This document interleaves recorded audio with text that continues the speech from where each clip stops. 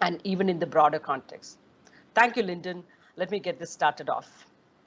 Okay, well, thank you, Raji. Thank you for having me. I did want to say that I had been looking forward to going to Delhi, and so this is the next best thing, but it would have been better to be there in person.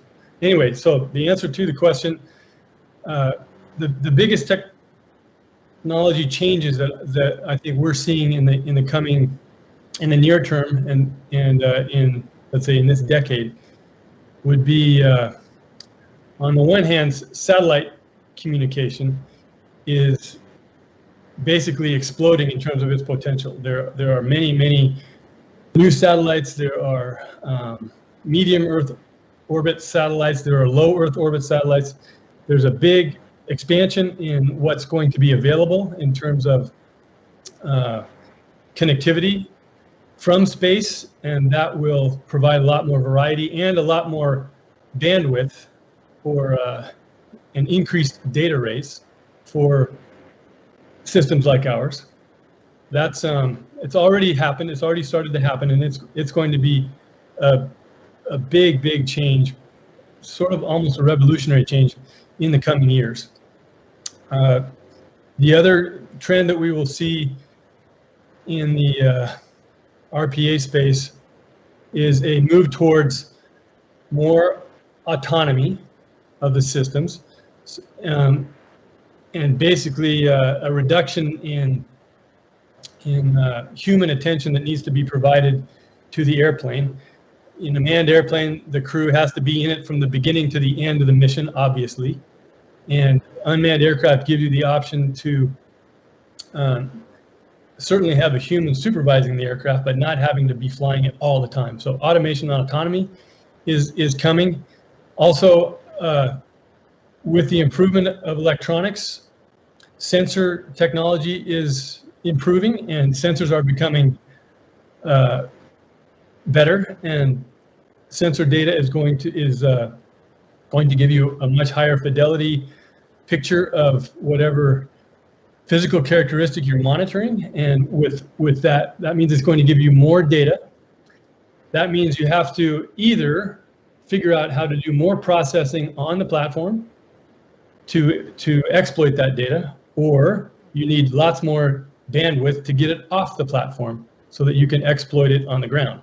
There's always going to be a balance, continuing balance, that has to be made between how much processing do we have on board versus how much data rate do we need to bring data back to the people that need it.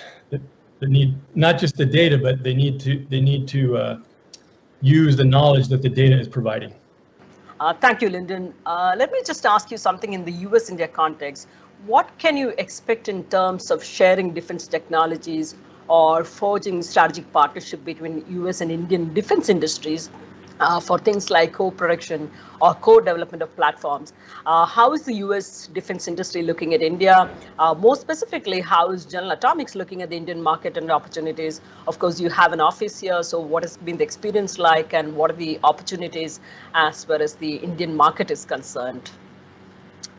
Okay, well, that's those are several different questions. I will say to begin with that I think one area of technology cooperation that would present itself in the nearest term would be the whole approach towards the exploitation of sensor data, which I mentioned in the previous question.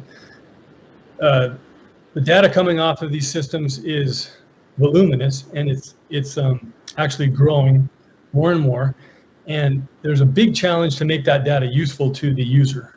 And that means exploiting all these ones and zeros and making something useful out of it so that decision makers can react to what the systems are telling them in terms of intelligence and reconnaissance. So I think that there's a big potential for doing that kind of thing in India and cooperating with Indian companies to do that better and faster.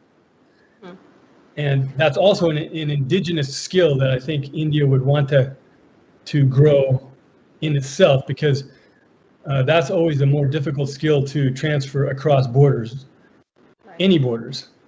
no matter which country you're talking about. So that's one big area in the near term that I see a potential for cooperation. We do some of that, but we're by no means the exclusive provider of that kind of capability. I think also, obviously, the sustainment of these systems is extremely important. These systems operate at a very, very high op tempo, and we need to have very capable sustainment providers that are very close to where the system is being operated. And these systems are not like normal, what you may know in the manned fighter space or other large military aircraft space, where you bring the aircraft every maybe 1,000 or 1,500 hours to a great big depot, and you have hundreds of people crawl around inspecting it and basically building a whole new airframe. These systems don't require that kind of a depot sustainment. So depot sustainment in the case of our systems is much more focused on certain components that are mechanical, and if there are potential fatigue or wear items, then those are the things that we remove from the aircraft and we take it to maybe a depot, a small depot, to refurbish that. We've never taken the whole aircraft back to a depot unless we're doing a major upgrade or something like that.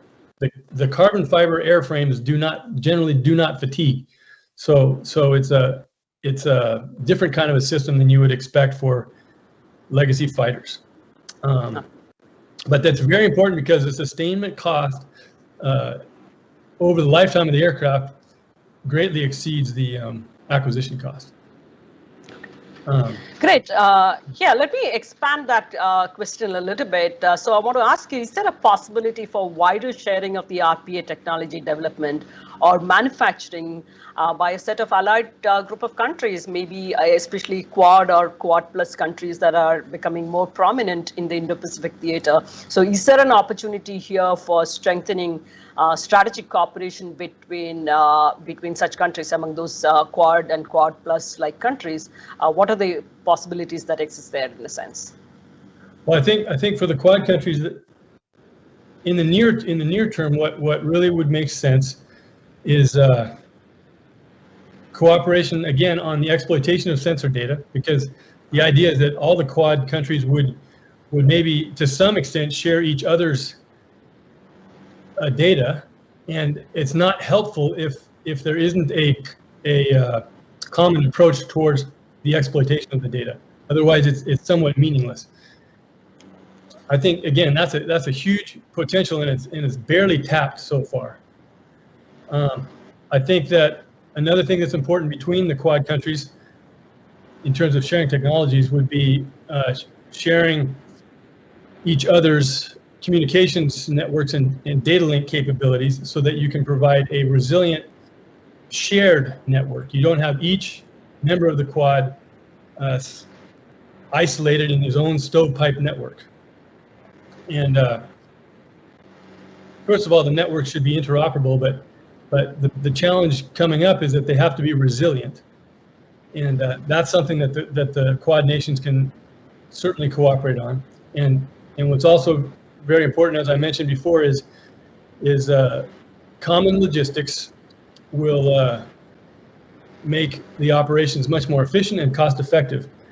And so establishing MRO throughout the Quad so that everybody is not doing the same thing will make a lot of sense in the near term. Sure, absolutely. That's terrific. But I'm sure there are, even as we talk about the opportunities, there might be some challenges and issues that need to be worked out. So what do you see as some of the major emerging challenges in the sphere of RPAs in broader context? You mean challenges in terms of? Yeah, in terms of forging collaborations between, whether it is in the bilateral context between US and India, or even in the broader context of Quad or Quad plus. But even if you had to talk about in the larger context of RPAs itself, What are some of the emerging challenges that you see with regard to the sector? Okay. Well, some of the biggest challenges we face really are not so much technological. I'd say one of the big challenges is changing the mindset of large organizations, whether they are military or even Coast Guard, that have historically had a culture which is based on piloting aircraft.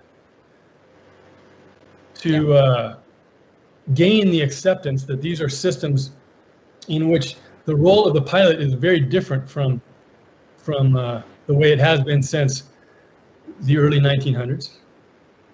That is a huge challenge, in I think in pretty much almost every country that I can think of. That's a big barrier to the most effective utilization of these kinds of systems. I think we also another significant challenge, and this is to be expected, is the challenge of educating the airspace regulators in our countries. From every airspace regulator from the United States to Europe to India, these are new systems and new ideas and new ways of operation. There's a big challenge to educate those people and to gain acceptance through all sorts of technical solutions or through procedural solutions for unmanned systems. And until we overcome these barriers, and this will take several years still, you will not realize the full potential of these kinds of systems, particularly in civil airspace. And I think the last big challenge is, in some countries, public perception of unmanned systems needs to be overcome in terms of how they regard it from a safety standpoint, which is understandable. That's a big deal, how they regard it from privacy standpoint.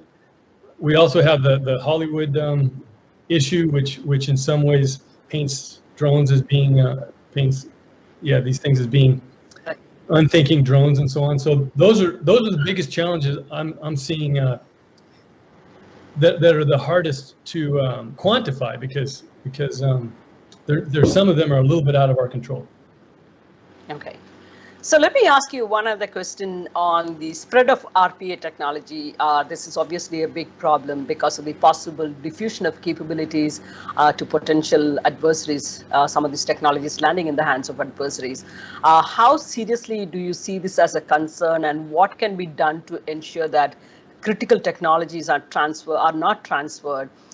It's historically, when you look at it, the global technology export control regimes had a huge role, but do you think this is something that is practical in the current situation when economies and even technology R&D are so integrated and the technology is proliferated so much and it's in the hands of so many different countries and non-state players? So how do you think, how serious is this problem of technology transfer to the adversarial hands and so on and so forth, and what can be done about it? Technology control regime, or are there other ways to control the spread of technology?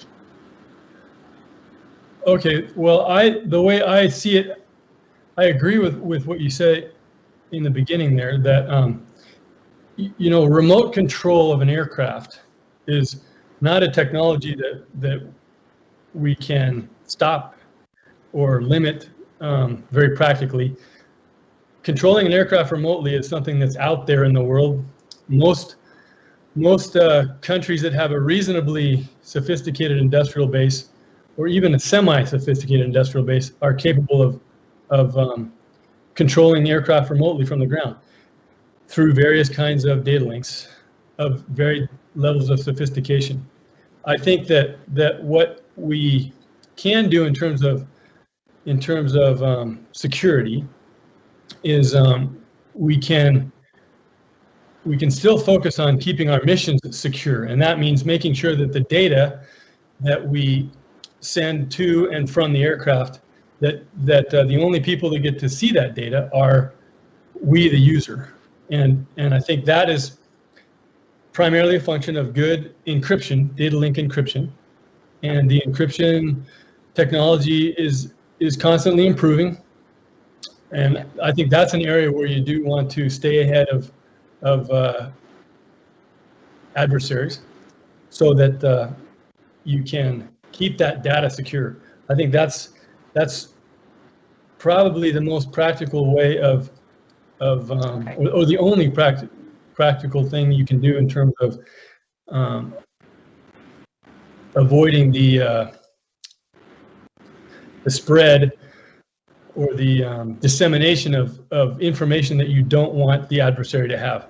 It's also important to note with the UAS or with an RPA that the user controls the data link from end to end. And the user controls, if they're going to go through SATCOM, the user decides which satellite they're going to use.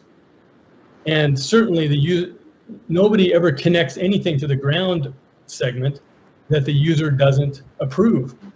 So in that sense, the system can be very self-contained.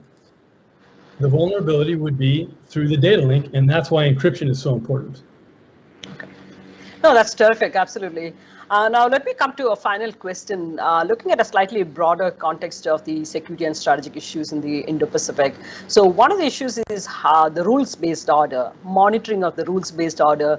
The US has its own way of ensuring the rules-based order, whereas the regional powers in the Indo-Pacific theater have their own ways of approaching this particular issue in a sense. So how do you see this dynamics play out, and what do you see as an effective way of ensuring a rules-based order in the Indo-Pacific? Well, I do believe that if you can monitor and observe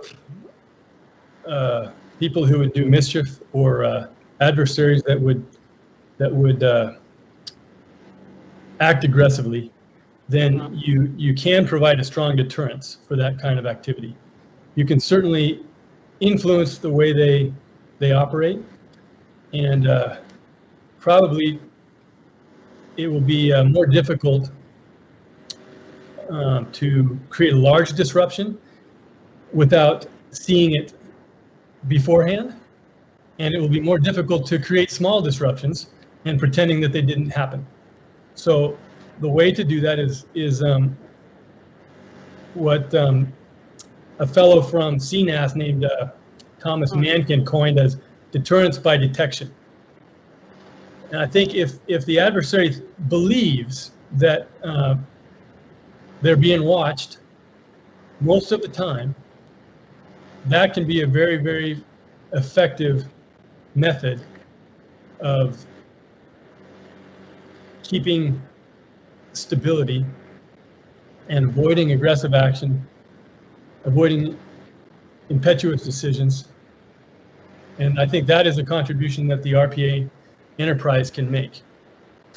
Because, maybe we haven't stated it in this discussion, these aircraft, if they have one advantage over conventional legacy airplanes, they just fly much, much, much longer. A typical sortie will be a 20 to 30 plus hour sortie. And that means you can keep that airborne presence up there really around the clock for long, long periods of time. If you really want to, you could do it all the time. Okay. Thank you so much, Linden. I think this has been a terrific, rich conversation. Really appreciate you taking the time out to be with us at this Raisina Dialogue. Hopefully, we will get you to Delhi the next time for the next edition of the Raisina Dialogue. Thank you so much again, and a pleasure being with you.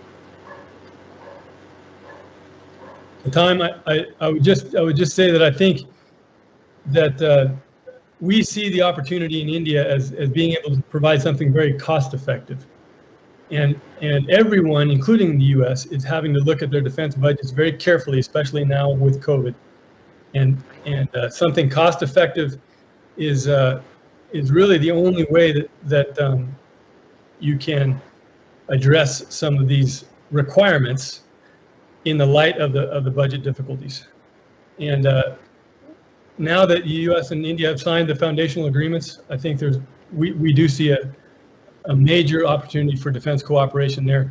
And the Quad is getting stronger, and we are involved with all countries in the Quad. So we very much look forward to growing in India and growing our industrial contacts in India and operating with the Indian customer. No, absolutely. And now that the foundational agreements are in place, I think that facilitates the, especially the industry-to-industry collaboration, a greater deal. And like you said, the Quad is also becoming much more concrete in terms of what they want to do, shaping their agenda in terms of concrete measures for the future of the Indo-Pacific security. So thank you so much, Linden. Really appreciate you being with us here. Thank you. Thank you. I enjoyed it. Thank you.